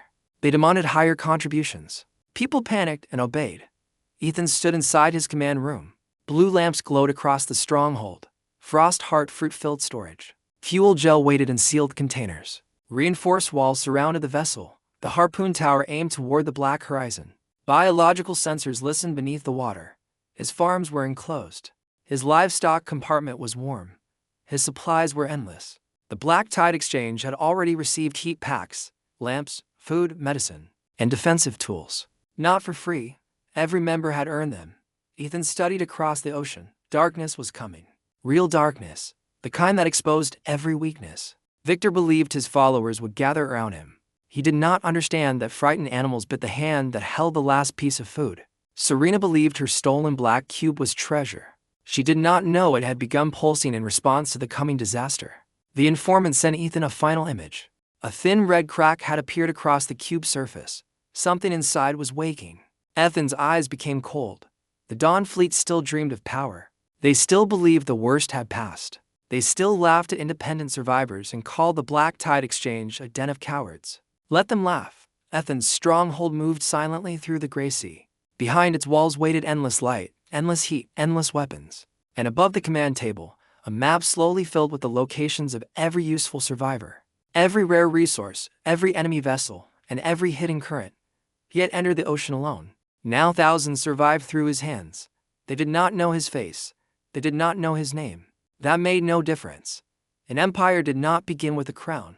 It began when people could no longer live without what one man controlled. The first edge of darkness appeared on the horizon. Ethan observed it spread. Then he smiled. The ocean was finally ready to learn who truly owned it. Darkness did not fall, it devoured. The horizon vanished first, then the clouds, then the sea. Within moments the world became a black mouth without walls. No moon, no stars, no reflection. Only cold, a cold so sharp it felt alive. It crawled through wet wood. It entered bone. It settled behind the eyes and whispered that sleep would be easier than survival. Across the global channel, panic erupted. My lamp went out. I cannot see the edge of my raft. Something is hitting the walls. The temperature keeps dropping. Victor, open the central shelter. Please, the Dawn fleet had prepared for darkness. At least, that was what Victor had claimed. They had stored torches, oil, dry wood, thick cloth. But most of it sat inside locked rooms beneath his control. The outer rafts received scraps. The central vessel received everything. Victor called it strategic distribution. The survivors called it what it was, a death sentence. Ethan stood inside the command room of the ocean's stronghold. Blue biological lamps illuminated the walls. Heat moved through copper lines beneath the floor. The Frost Heart fruit burned steadily in sealed heating chambers. Warm air circulated through the farming compartment, livestock rooms, workshop, and sleeping quarters. Outside, darkness pressed against the reinforced windows. Inside, silver wheat swayed beneath artificial light. The seabird rested on a high wooden frame. The crabs moved through a heated waterbed. Nothing screamed. Nothing froze. The biological sensors flickered. One pulse, then three, then dozens. Creatures moved beneath the stronghold. Large ones, fast ones, hungry ones. Ethan turned toward the defensive tower. The first predator struck from below. The entire vessel shook. A black fin tore through the surface. The creature rose higher than the outer barrier. Its body was covered in pale scars. Its eyes were white. Its mouth opened into a vertical wound line with hooked teeth. The harpoon launcher fired. The serrated bolt punched through its throat. Dark blood sprayed across the railing. The creature twisted. A second bolt entered its skull. It collapsed into the sea. The system chimed. Night predator defeated. Rare material acquired. Cold-resistant hide. Dark marrow, luminous eye tissue, predator core. Every resource entered Ethan's inventory. Every resource became endless. He immediately ordered the workshop to process them. Cold-resistant hide evolved into night armor. Dark marrow became a heat-retaining compound. Luminous eye tissue improved the perimeter sensors. The predator core reacted with the vessel crystal and unlocked a new defensive function. Threat suppression pulse. Ethan tested it. A low vibration spread through the water. Several smaller creatures turned away. The larger shadows remained. They were not afraid. Good. More resources. The Black Tide Exchange survived differently. Ethan had distributed heat packs, sealed lamps, salt, weapons, and structural braces before the disaster. Members have followed instructions. They reinforced walls, closed gaps, kept lights low, stored food near sleeping areas, connected warning bells beneath the rafts. The weather boy sent pressure updates. The diver identified movement patterns. The engineer coordinated repairs. The healer distributed evolved medicine. No one called Ethan merciful. No one needed to. His system worked. That was enough. The Dawn Fleet had no system, only commands. Victor screamed at survivors through the Alliance channel. Stop wasting fuel. Outer members must maintain defensive fires. Anyone approaching the central shelter will be removed. Serena stood beside him in a fur-lined coat stolen from the Alliance stores. Her appraisal talent detected approaching creatures. She gave warnings only when those creatures neared the central vessel. The outer rafts remained blind. A predator struck one of them. The platform tilted. 3 people fell into the sea. Their cries lasted only seconds. The survivors beside them began cutting ropes. Victor saw the movement. Anyone who separates from the fleet will lose all protection. A woman answered him. What protection? Her message spread across the channel. Others repeated it. What protection? What protection? What protection? Victor tried to mute them. Too many spoke. The Alliance formation broke. Several rafts drifted away. Some collided. Others turned broadside to the waves. Predators moved between them like knives through cloth. The central vessel remained surrounded by bodies exactly as Victor had designed. Then the black cube cracked open. Serena had hidden it inside a locked storage chamber. She believed it was a vessel enhancement. She believed the red lines across its surface meant power. She had refused to let anyone touch it. When the darkness deepened, the cube began beating. Not glowing beating, like a heart. The informant sent Ethan one final message. The cube is alive. Then the Dawn Fleet channel went silent. Inside the storage chamber, the black shell split. A thin arm unfolded, then 6 more. A creature pulled itself from the cube. Its body resembled a child carved from wet shadow. Its head had no face, only a circular mouth. The mouth opened. Every torch in the central vessel died. Serena screamed. The creature turned toward her appraisal light. It crossed the room without touching the floor.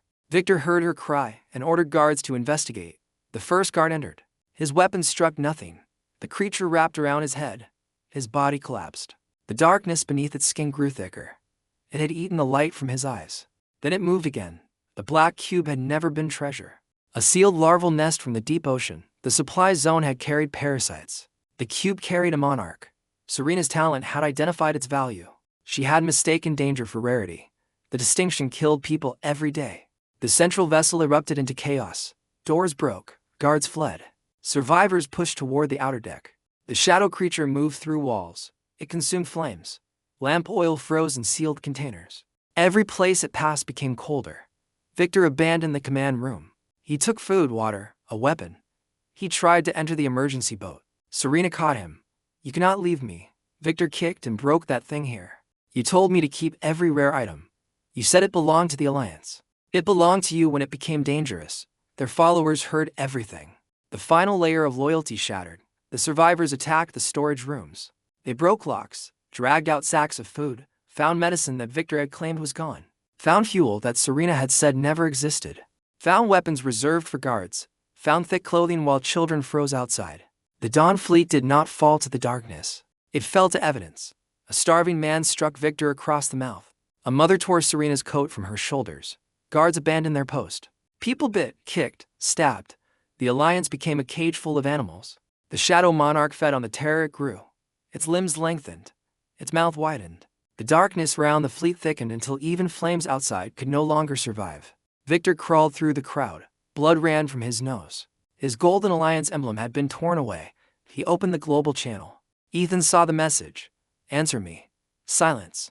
I know you can see this. Ethan observed the stronghold sensors. A massive group of predators circled the Dawn fleet. The Shadow Monarch was drawing them closer. Victor sent another message. We can negotiate. Ethan remained silent. I have rare blueprints. No response. Serena has special materials. Nothing. We will recognize your market. Ethan almost smiled. Recognition. As though a drowning man could grant permission to the ocean. Victor's next message lost its dignity. Send heat. Silence. Send weapons. Send anything. Ethan finally replied, payment. Victor paused. Then sent a list. Ocean coins. Rare metals. Vessel coordinates. Ethan rejected it.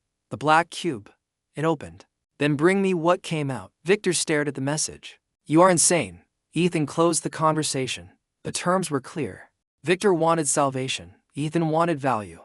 Neither had any reason to pretend otherwise. The Dawn fleet continued to collapse. The Shadow Monarch reached the upper deck. People who looked directly at it froze in place, not from cold, from terror. Their bodies remained standing, while darkness spilled from their mouths. The creature absorbed it. Grew again. The central mass bent beneath its weight. Then the ocean answered. A deep roar rolled through the black water. The predators circling the fleet scattered. Something larger rose below. The sea lifted. Entire rafts tilted upward. A colossal head emerged. Black scales covered it like fortress plates. Several eyes opened along its jaw. Its mouth was wide enough to swallow the central vessel. The system announcement appeared. Absol Tyrant detected. Regional catastrophe activated. All nearby survivors are advised to flee. Flee where? There was no light, no direction, no safe current. The creatures struck. The outer fleet vanished beneath one wave. Rafts shattered. Bodies scattered. The Dawn fleet's central vessel spun sideways. Victor clung to the railing. Serena screamed Ethan's market name into the channel. Supplier, please. We were wrong. We will obey. Save us. The same people who had called him a coward now begged him to appear. The same people who accused him of hoarding now begged for his supplies. The same leaders who claimed authority now crawled through freezing water. Ethan did not move immediately. He studied the tyrant, its scales, its movement, its breathing rhythm. The weather boy reported the pressure shift. The diver described the depth beneath its body. The engineer calculated the angle required for the defensive tower. The hunter marked the softer tissue between its jaw plates. The black tide exchange worked as one machine. Ethan issued a single order: clear the route. The ocean's stronghold advanced. Blue lamps cut through the darkness. Its reinforced walls rose above the waves. The current turbine roared. Harpoon towers rotated. Threat suppression pulses drove smaller predators away. To survivors in the Black Sea, the vessel did not look human. It looked like a moving city, a fortress carrying its own dawn. The global channel went silent. People watched through cracked screens. The supplier existed. He was not a merchant hiding behind listings. He was a ruler traveling inside a weapon. Victor saw the stronghold approaching. Hope twisted his face. He raised both arms. Here, save us. Ethan ignored him. The Absol Tyrant turned toward the blue light. Its many eyes narrowed. It charged. The ocean split before its head. The first harpoon fired. A black bolt struck between the jaw plates. The creature roared. The second harpoon pierced one eye. The third entered its mouth. The stronghold did not slow. Ethan stood at the front tower. Cold wind pulled at his coat. Darkness surrounded him. His expression remained calm. The Absol Tyrant opened its jaws. Ethan activated the threat suppression core at full force. The pulse struck like an invisible hammer. The creature hesitated only for a breath. That was enough. The evolved main launcher fired. A massive spear made from dense marine bone, razor teeth, blackwood, parasite fiber, and predator core energy crossed the darkness. It entered the tyrant's open mouth, passed through the skull, exploded from the back of its head. The sea became still. The colossal body drifted forward, then stopped beside the stronghold. One attack, one corpse, one silence so complete it felt sacred. The global channel erupted. That monster destroyed the Dawn fleet. He killed it. Vessel is enormous. The supplier is the Black Tide leader. No, he is not a leader. He is a god. Ethan studied at the dead tyrant. The system flooded his vision with rewards. Absol scale, tyrant bone, multiple icores, Absol heart, regional catastrophe reward. Vessel Evolution Authority. Every resource became endless. The ocean's stronghold absorbed the heart. Blue lines spread across the entire vessel. The core expanded. Defensive walls thickened. The towers gained new firing channels. The command room unlocked a regional map. The stronghold had eaten a catastrophe and grown stronger. Victor stared from the wreckage. His mouth hung open. Serena trembled beside him, wrapped in torn cloth. Neither could speak. They had believed Ethan possessed supplies. They had never imagined he possessed absolute force. The Shadow Monarch remained on the broken central mast. It turned toward Ethan. Its circular mouth opened. The blue lamps dimmed. Ethan raised one hand. High-grade salt cannons activated along the stronghold sides. A silver storm struck the creature. It convulsed. The knight armor tower launched heated bolts through its limbs. The shadow body ignited from within. The monarch screamed without sound. Ethan fired the final harpoon. It pierced the center of the creature and pinned it to the mast. The darkness around the fleet broke. Fire returned. Lamps flickered on. The shadow monarch shrank into a black crystal no larger than a fist. Ethan ordered a collection hook to retrieve it. Victor lunged for the crystal. A warning bolt struck the deck beside his hand. He froze. Ethan's voice carried across the water. You wanted protection. Victor looked up. His face was swollen. Blood covered his teeth. Yes. You wanted weapons. Yes. You wanted heat. Yes. Ethan glanced at the wreckage. You have worth the price. Victor's expression collapsed. Serena crawled forward. We can work for you. Ethan studied at her. She had once called him an enemy of humanity. Now she pressed her forehead against wetwood. My appraisal talent is useful. It was useful enough to hatch that creature. Her face turned white. I made a mistake. A mistake is miscounting rope. Ethan studied at the dead. This was appetite. The surviving Dawn Fleet members backed away from Victor and Serena. No one defended them. No one praised them. No one called them leaders. The titles had dissolved with the lies. The system announced the end of the disaster. Extreme darkness receding. Regional survival reward distributed. The first gray light appeared along the horizon. It revealed the wreckage clearly. Frozen bodies, empty storage rooms, blood across the deck. Victor kneeling in filth. Serena clutching torn cloth around her shoulders. And beyond them, Ethan's stronghold glowing with blue light, warm, armed, untouched. The survivors who had followed Victor now stared at Ethan as though looking upon judgment itself. Ethan turned away. He had no need to make a speech. The ocean had spoken for him. The Dawn Fleet had demanded that all resources be placed under qualified leadership. Now its people had learned what qualification looked like. Not gold emblems. Not loud orders. Not moral accusations. Power, preparation, results. The stronghold moved past the wreckage. Ethan did not rescue Victor. He did not rescue Serena. He rescued several workers identified by the Black Tide informants. The engineer who had been imprisoned. A cook who had secretly fed children. 2 guards who had refused to throw survivors overboard. A wounded girl with a sound talent. Each was pulled aboard. Each received warmth, medicine, food. Victor watched them leave. Why them? Ethan paused at the railing. Because they have value. And us? Ethan's gaze was colder than the dying night. You already spent yours. The stronghold continued forward. Behind it, the Dawn Fleet survivors began fighting over the remaining scraps. Victor shouted orders. No one listened. Serena begged them to remember her talent. They laughed. A few tore apart the Alliance flag and used it as bandages. Others pushed Victor away from the last food crate. The man who had demanded control over all supplies now fought for one frozen biscuit. Ethan entered the command room. The Absol heart pulsed beneath the floor. The black crystal from the Shadow Monarch rested inside a sealed container. New blueprints filled the system. Advanced propulsion, deep-sea armor, Absol farming beds. Regional trade beacon. The ocean's stronghold had crossed another threshold. Soon it would no longer be a fortress. It would be a city, then a fleet, then something the system had never intended one survivor to possess. Outside sunlight returned weak, cold, but enough to show the distance between Ethan and everyone else. The global channel flooded with one name, the supplier, the Black Tide Sovereign, the Lord of the Endless Stronghold. Ethan ignored them all. Praise was another form of hunger. He trusted contracts. He trusted leverage. He trusted the quiet certainty of overwhelming force.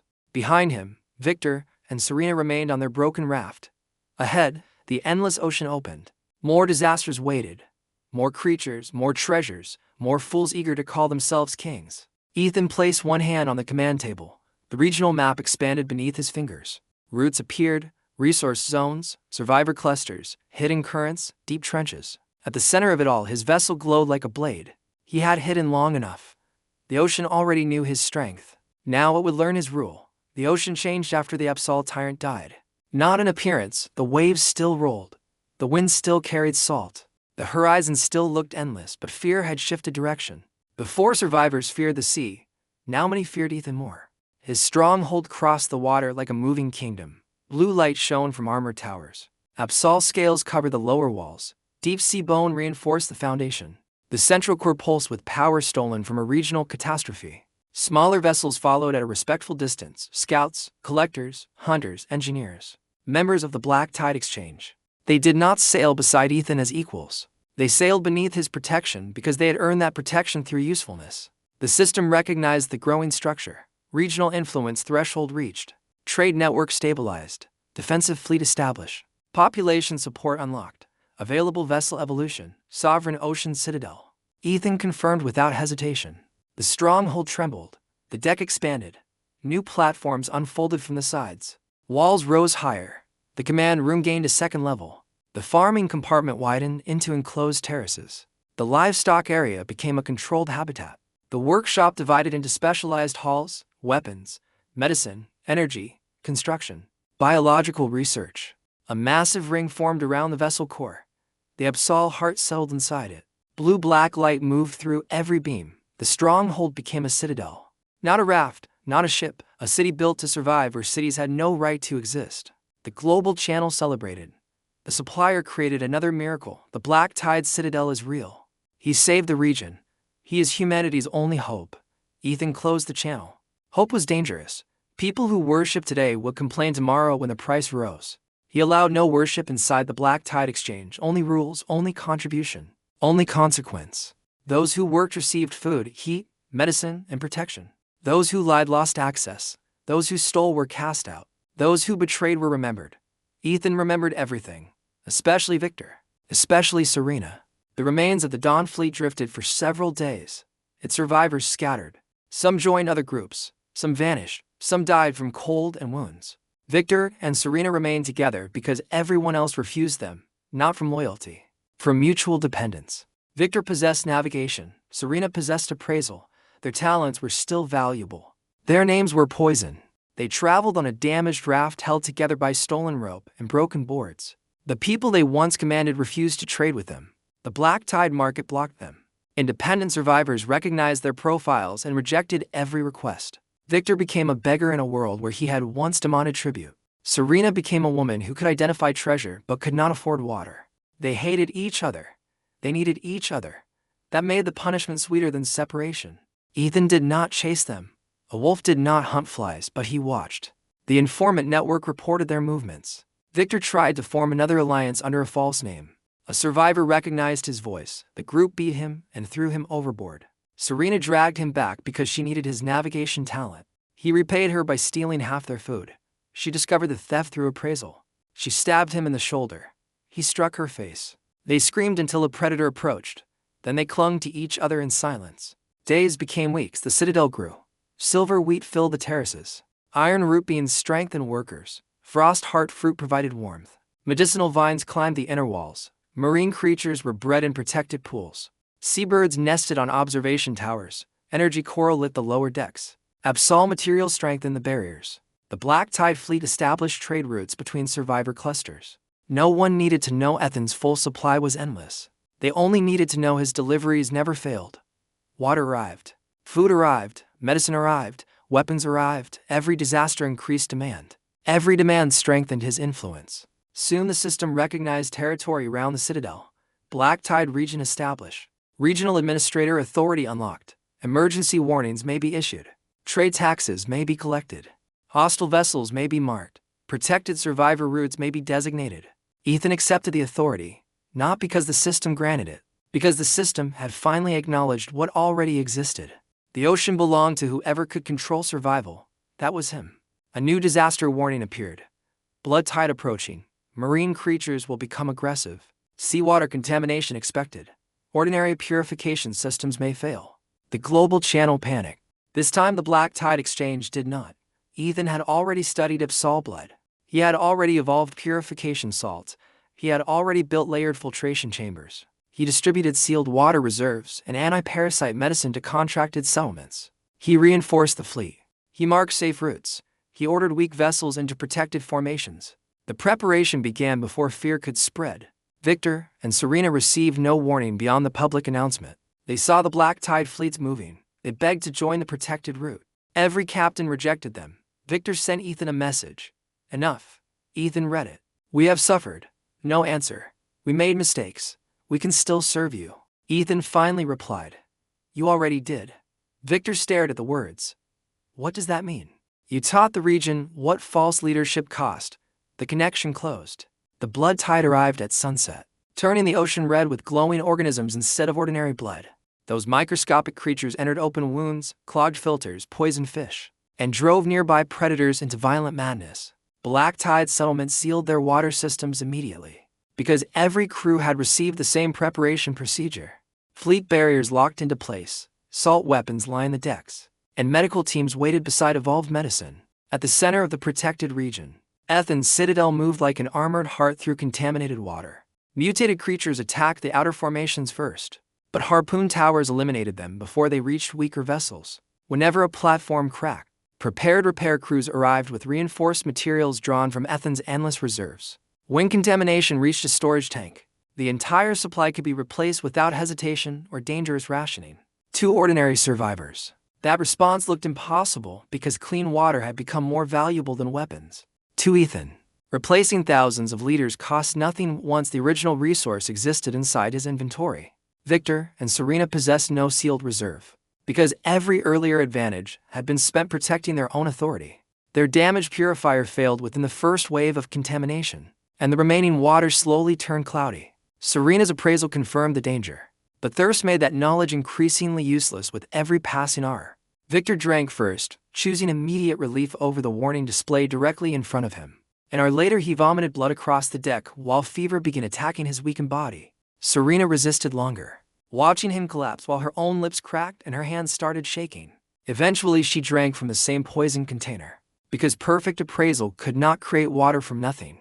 The red organisms entered her body as well, and fever followed before the raft could find a safer current. Without navigation control, the damaged platform drifted while mutated predators circled beneath the contaminated surface. Serena used the last of her concentration to appraise their condition and identify one possible treatment.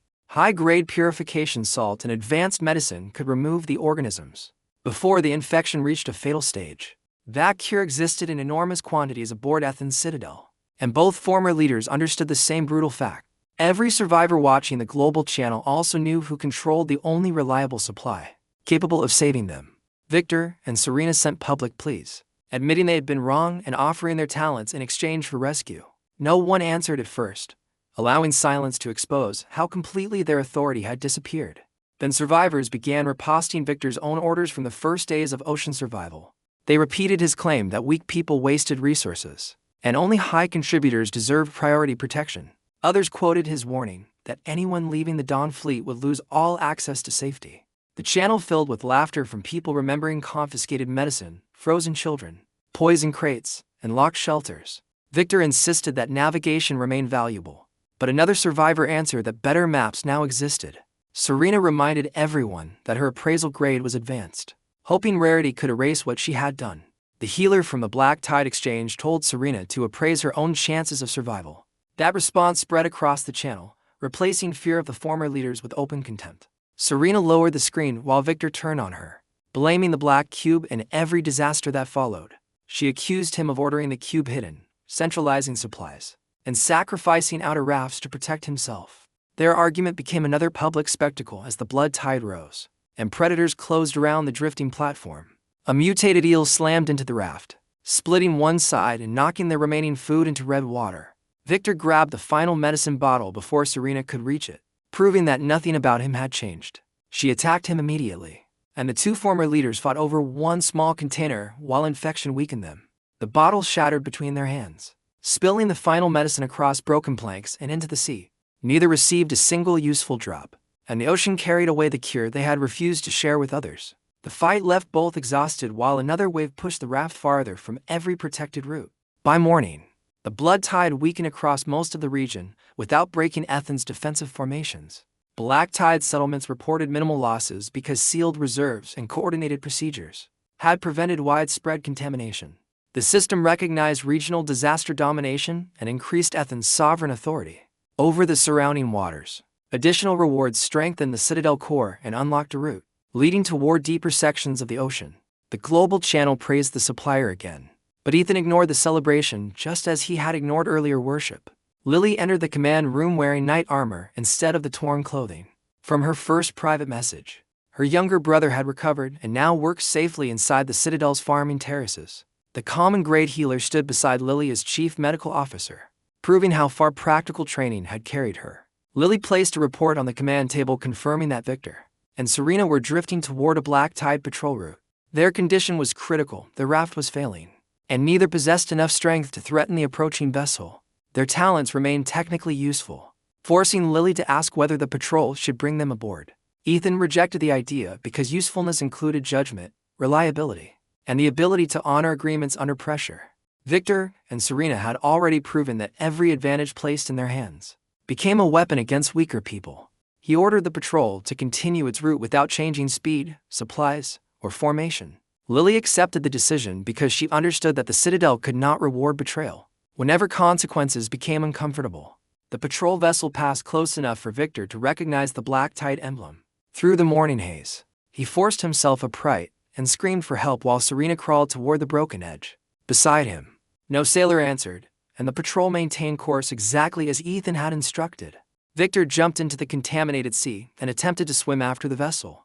Despite his failing body, red water entered his mouth, infection weakened his muscles, and the distance widened after only a few strokes. He reached back toward Serena not from love, but because her raft remained his only chance of survival. Serena caught his wrist briefly, then calculated that pulling him aboard could drag her into the water. She kicked him away, choosing herself with the same cold logic once used to abandon ordinary alliance members. Victor disappeared beneath the red surface while shouting the name of the woman who had just released him. His final expression showed disbelief that the rules he imposed on others could also apply to him. Serena survived another day alone. Surrounded by information her appraisal talent could not turn into rescue. She knew which planks would fail first, which scraps were contaminated, and which wounds had already become fatal. Her talent showed every approaching predator and every remaining minute of safety with unbearable precision. That perfect knowledge became her final punishment because she lacked the power to change any result. Serena sent Ethan a private apology while the Citadel continued operating. Beyond the reach of her broken raft, workers harvested silver grain, children trained beneath warm lamps, and trade vessels entered protected docking lanes. Weapons were repaired, medicine was distributed, and a floating city breathed around the man she once condemned. Serena explained that she had only wanted to survive, pretending her victims had wanted something different. Ethan reminded her that every person she sacrificed had been fighting for the same basic right. She asked whether forgiveness remained possible, and his answer rejected the request without hesitation. Then Serena asked for rescue instead, offering the same advanced appraisal talent she had already misused. Ethan answered with her own former principle, stating that resources had to remain reserved for qualified people. The message ended, leaving Serena alone with the exact logic she once used against independent survivors. Hours later, her profile vanished from the channel without an execution, audience, or dramatic final miracle. She died on a broken raft while the region continued functioning perfectly without her authority. The blood tide receded, and sunlight returned across waters protected by the black tide citadel. Its walls carried battle scars, towers displayed weapons forged from monsters, and farms turned disaster into food. People moved through the city with discipline and purpose instead of worship or blind devotion. Ethan walked toward the highest observation deck and studied the organized fleets crossing below. Trade ships traveled between settlements while hunters escorted collectors through dangerous resource zones. Engineers expanded floating platforms, medical vessels reached isolated survivors, and every major route returned to the citadel. Most valuable resources now passed through Ethan's systems before reaching the groups that depended on them. Powerful leaders watched his decisions because their own populations required supplies. Only Black Tide delivered reliably. The system displayed endless supply of full evolution and announced a new authority, called Infinite Dominion. Registered resources could now move through link structures, without requiring Ethan to transfer them personally. Controlled facilities gained permission to reproduce approved basic supplies, using the Citadel as their permanent source. Farms connected to his network could generate registered seeds, while medical halls accessed standard treatment materials. Workshops could draw common construction resources directly from linked reserves, instead of waiting for transport vessels. Quality evolution accelerated inside controlled territory, rewarding settlements that followed black tide procedures consistently. Athens' infinity had finally moved beyond personal storage and transformed into regional infrastructure. Water systems could replenish across distant settlements, even when storms made physical delivery impossible. Medical stations could maintain basic medicine during outbreaks, and farms could recover immediately after crop failure. No disaster could starve the entire network by cutting one route, because supply no longer depended on a single ship.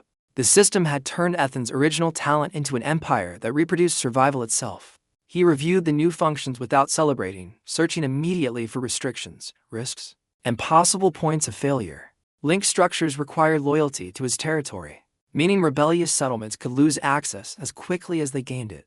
That limitation gave Ethan more control than any market monopoly, because infrastructure now responded directly to his authority. Survivors could reject his rules, but doing so meant rebuilding water, medicine farming, and manufacturing from nothing. The Citadel's command table expanded its map to include every link settlement, protected route, and hostile vessel. Black tide patrols could issue emergency warnings, collect trade taxes, and mark threats moving toward civilian clusters. The system called him a regional administrator, but the title only acknowledged control he had already created. Ethan accepted the authority because survival still depended on results, rather than ceremonial recognition. Victor's golden emblem had demanded obedience without delivering protection, while Athens' network delivered before asking loyalty. That contrast explained why thousands followed black tide procedures, even when they had never seen Athens' face. Lily supervised regional medical coordination, using her earliest desperation to recognize which families needed immediate support. Her brother helped manage evolved crops that strengthened workers, without revealing the true scale of Athens' inventory. The former engineer from the Dawn Fleet improved large propulsion systems, after being rescued from Victor's locked compartments. The cook who once fed children secretly now organized preserved meals for distant patrol crews. Two guards who refused cruel orders trained new defenders to protect civilians, instead of using them as shields. A wounded girl with a sound talent learned to operate vibration sensors, connected beneath the citadel. Every person Ethan rescued during the darkness now produced measurable value inside the structure. That saved them. Their growth justified his choices more clearly than any speech about compassion ever could. The black tide region stabilized after the blood tide, while neighboring waters continued losing people to contamination. Requests for membership increased, but Ethan refused settlements unable to follow contracts or contribute useful labor. He would not weaken the network by accepting every frightened group without testing its leaders and procedures. Expansion remained valuable only when each new connection increased resilience, instead of importing chaos. The regional map soon displayed unfamiliar currents opening beyond previously known survival zones. Deep trenches, ancient ruins, and continent-sized shadows appeared near the edges of reliable information. Several distant regions stopped communicating after reporting movements. Beneath their largest platforms, the system announced a deep ocean event connected to a massive shadow, traveling through northern currents. Ancient structures had also surfaced in the east, carrying unknown technology, resources, and possible traps. Stronger threats waited beyond Athens' controlled waters, but stronger threats also meant rare materials. The survivors around the command room reacted with understandable fear. When the new warnings appeared, Ethan saw the same message as an invitation to expand before rival leaders understood what had surfaced. Lily asked what black tide should do now while officers studied the newly expanded regional map. Ethan answered with one word: expand, because remaining still would surrender initiative to distant threats. She warned that the northern creature might be stronger than the Absol tyrant they had already defeated. Ethan replied that a stronger creature would simply provide better bones, scales, cores, and biological materials. The eastern ruins might contain traps, so he ordered specialists who understood mechanisms instead of reckless scavengers. Other regional leaders might resist black tide expansion because Athens' supply network threatened every weaker claim to authority. He offered those leaders three practical choices: trade honestly, submit to regional rules, or become materials.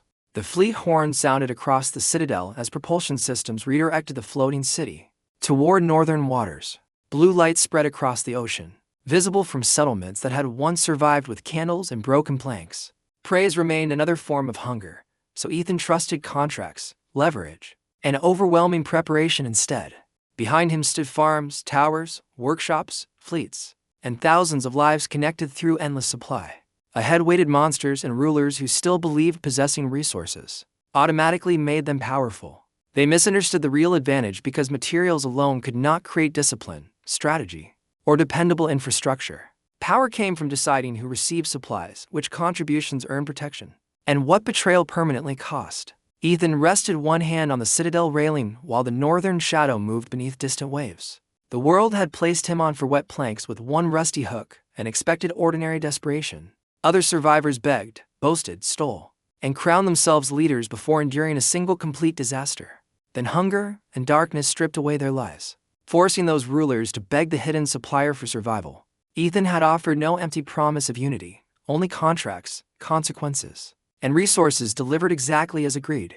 Everything possessed a price, although Victor and Serena learned that payment could include trust, safety, and life. Victor spent his authority by sacrificing followers, while Serena spent foresight through repeated greed and terrible judgment.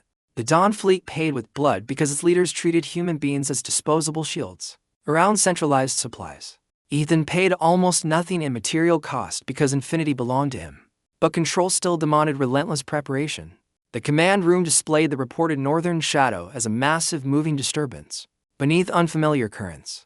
Another marker showed ancient ruins surfacing in the east, carrying unknown resources and equally unknown dangers. Several regions had already lost communication, proving the wider ocean contained threats beyond Black Tide's current experience. Ethan treated each warning as both a danger and an opportunity to acquire materials unavailable anywhere else. The fleet prepared sealed containers for unknown resources, without assuming every valuable object would be safe. Hunters checked weapons forged from razor teeth night predators, and Absol materials recovered during earlier disasters. Engineers inspected propulsion systems because the Citadel now carried farms, workshops, habitats, and thousands of dependent lives. Medical teams organized isolation rooms using lessons learned from nerve parasites, blood organisms, and infected supply crates. Heat weapons and high-grade salt remained ready because both had repeatedly defeated organisms. Conventional weapons could not stop. Biological sensors listened beneath the hull, while sound-based systems watched for movement, hidden beyond ordinary sight. Every department carried backup materials through infinite dominion, reducing the danger of one damaged storage compartment. Ethan refused to repeat Victor's arrogance, so every advantage traveled beside procedures for failure and retreat. The Black Tide Exchange informed link settlements that the Citadel would move north, without ending regional support. Water systems, medical halls, farms, and workshops would continue drawing approved supplies through the new territorial network. That function allowed Ethan to explore beyond familiar routes without abandoning the people, whose labor strengthened his empire. Lily coordinated medical coverage across distant settlements, while her brother supervised evolved crops inside the terraces. The former engineer monitored power distribution, and the rescued guards trained patrol crews for long-range protection. The sound talent girl remained connected to perimeter sensors, turning vibrations beneath the Citadel into usable warnings. Each rescued survivor now filled a role that Victor and Serena had once dismissed, exploited, or imprisoned. Their usefulness proved Ethan's judgment more clearly than any speech about mercy could have done. Black Tide captains received updated route maps showing protected currents, resource zones, and areas that had gone silent. Collectors were forbidden from rushing toward concentrated treasure before environmental testing confirmed it was safe. One rare sample could become infinite, making competition over quantity unnecessary for Ethan's entire organization. That principle let Black Tide prioritize information, while desperate rivals might still bleed over floating crates. The parasite disaster had taught them that treasure could be bait, while the Black Cube proved rarity could conceal a monster. The Absol Tyrant had shown that overwhelming creatures could become overwhelming resources. After one decisive victory, the Blood Tide had demonstrated that infrastructure mattered more than individual strength. When contamination attacked entire regions, every catastrophe had become a lesson preserved inside the Citadel's walls, weapons, farms, and operating rules. Ethan expected the North to test combinations of those dangers, rather than repeat any previous disaster exactly. He ordered specialists to record everything, because knowledge remained the only valuable resource his inventory could not duplicate. The regional map continued filling with survivor clusters that depended on Black Tide deliveries and emergency warnings. Ethan understood that expansion would create new responsibilities, but those responsibilities also created greater influence. Settlements linked to infinite dominion could not easily return to scarcity. after experiencing reliable water and medicine. That dependence was stronger than worship because it rested on daily results, instead of emotional promises. No crown had created Ethan's empire. Repeated delivery had made thousands organize their lives around his systems. The system merely acknowledged control after people could no longer survive comfortably without what he provided. Victor once demanded every resource first and promised protection later, exposing the emptiness of forced authority. Ethan delivered protection through preparation, then demanded contribution according to clear contracts and measurable value. The difference between those systems had decided who commanded a broken raft and who commanded a floating city. As the Citadel changed direction, escort vessels formed discipline lines around slower trade and medical ships. No one sailed beside Ethan as an equal, but every useful member understood exactly what protection required. The farms remained illuminated, the livestock compartment stayed warm, and production halls continued operating during departure. Children trained beneath armored roofs while scouts prepared to examine currents. Beyond the known regional map, the site captured Ethan's greatest victory more clearly than praise across the global channel ever could. Humanity had begun isolated on fragile rafts, yet thousands now lived inside structures that disasters could not easily erase. That security did not come from kindness alone. It came from rules enforced by resources no enemy could exhaust. Ethan's cold smile returned as new routes, ruins, and danger markers spread across the command table. The oceans still contained monsters, traps, and ambitious fools eager to crown themselves kings. Each one would eventually face the same choice between useful cooperation and consequences they could not afford. Ethan ordered the fleet forward, and the Citadel entered northern currents without weakening its regional supply network. The sea had once isolated every survivor on fragile wood, turning distance into fear and scarcity into control. Now Ethan controlled routes, resources, defenses, and infrastructure connecting thousands across that same endless sea. He had begun as one silent man refusing to panic while humanity screamed through a global channel. He ended the known journey as sovereign of a floating city no ordinary disaster could starve. The reported northern shadow moved beneath the waves, reminding everyone that the ocean's true horrors remain ahead. Yet the approaching danger was no longer hunting a helpless survivor trapped beside one rusty hook. It was waiting for a ruler who could turn every scale, bone, core, and discovered material into endless power. The Citadel advanced beneath blue light, while black tide formations followed through the darkening current. Ethan's empire moved with him, discipline supplied, and ready to convert the next catastrophe into another foundation. Behind them, linked settlements continued receiving clean water, medicine, seeds, and construction materials through infinite dominion. Ahead, the northern darkness promised stronger enemies, rarer treasures, and new tests of Ethan's expanding rule. Ethan's eyes remained calm because every new threat also promised another source of strength. The ocean had once seemed endless, but from the highest deck of his citadel, it finally looked small. Ethan had begun with 4 broken planks, 1 rusty hook, and an ocean certain it could reduce him to prey. Instead, his endless supply became food, walls, weapons, trade routes, and infrastructure keeping thousands alive beneath his rule. Every disaster proved the same truth. Resources meant little until someone possessed the discipline and power to control their use. By the time the Citadel turned north, the endless ocean no longer looked like Ethan's prison. It looked like his kingdom.